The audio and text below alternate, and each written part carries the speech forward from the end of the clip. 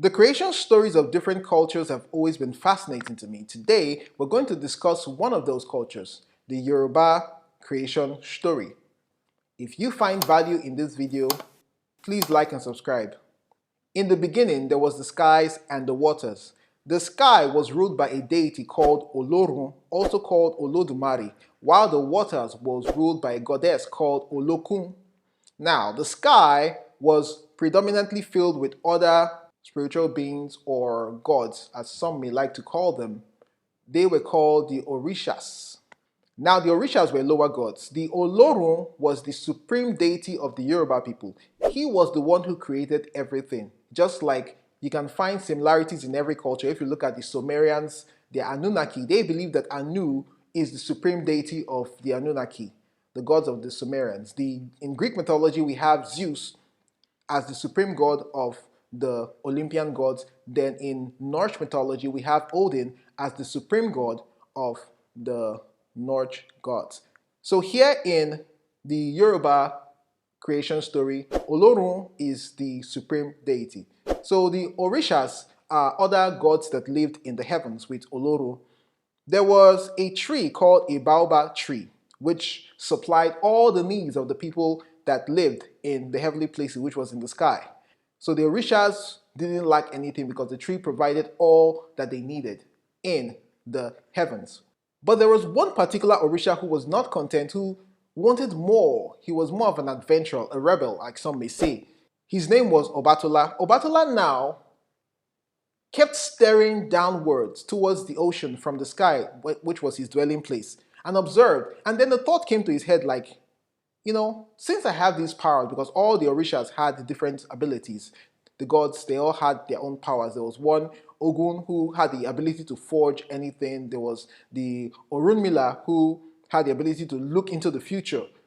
So Obatola, having this idea, went to Olorun and told him that he wanted to create solid land on the waters below. Olorun, looking at how enthusiastic and how eager he was to embark on this quest, gave his permission that he can go and do that which he asked.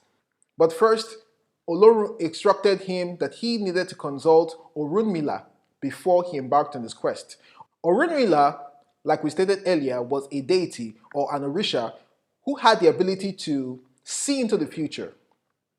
That's why they attribute him as the god of prophecy. So Orunmila told Obatola how he was going to accomplish his tasks. He told him about the things he needed to get and what he needed to do in order to make it work. So the tools that Obatola needed to complete his tasks were, he needed a gold chain, he needed a black cat, he needed a hen, he needed a palm nut, and a shell containing sand.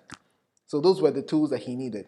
And Obatola now went to the forger in the heavens and told him that he needed to forge a chain long enough to, a gold chain in particular, long enough to reach the earth. So the forger told him that he would be able to do it, but Obatola needed to go get the gold needed to forge the chain. So Obatola went to meet the other Orishas and told them about what he intended to do.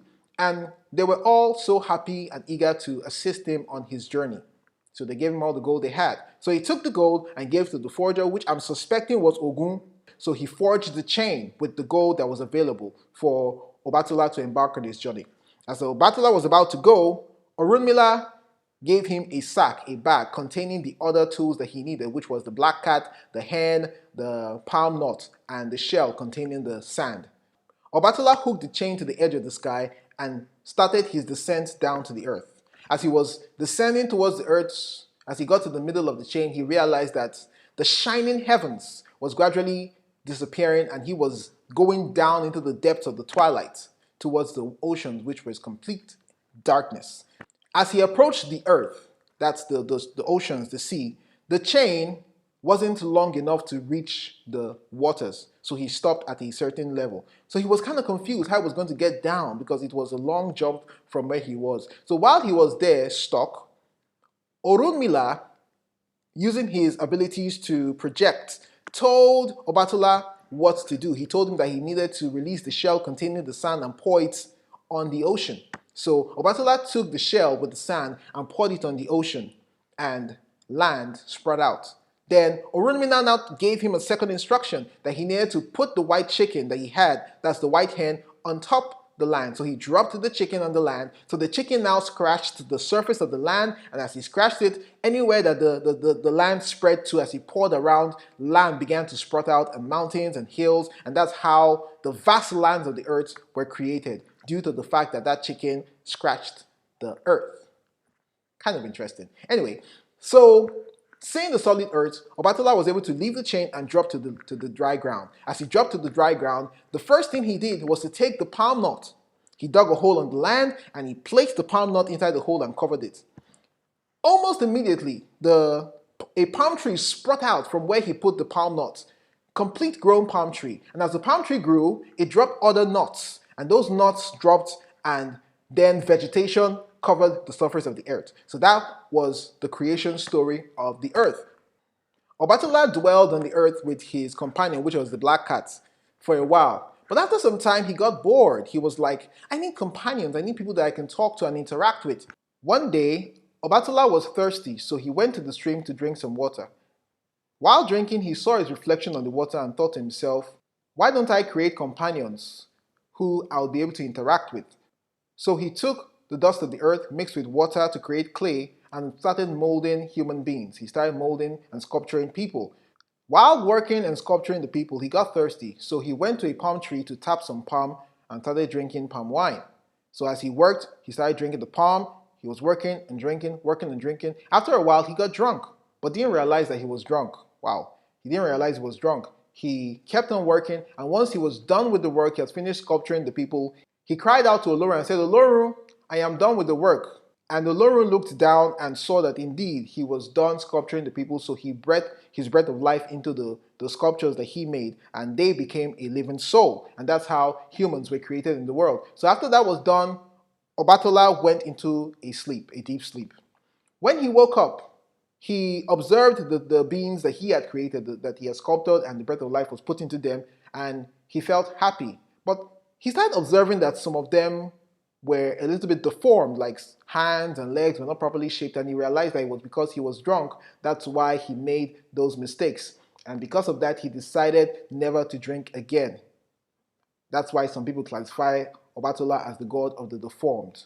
So, this is the story of creation of the Yoruba people. Of course, there's more to explore in this story because we need to know what comes after this particular creation and other interesting events that happened. But those things are things that we'll discuss in another video. For this particular video, we just wanted to see how the creation was done as told by the Yoruba people of Nigeria. If you found value out of this video, please like and subscribe to our channel for more interesting content like this.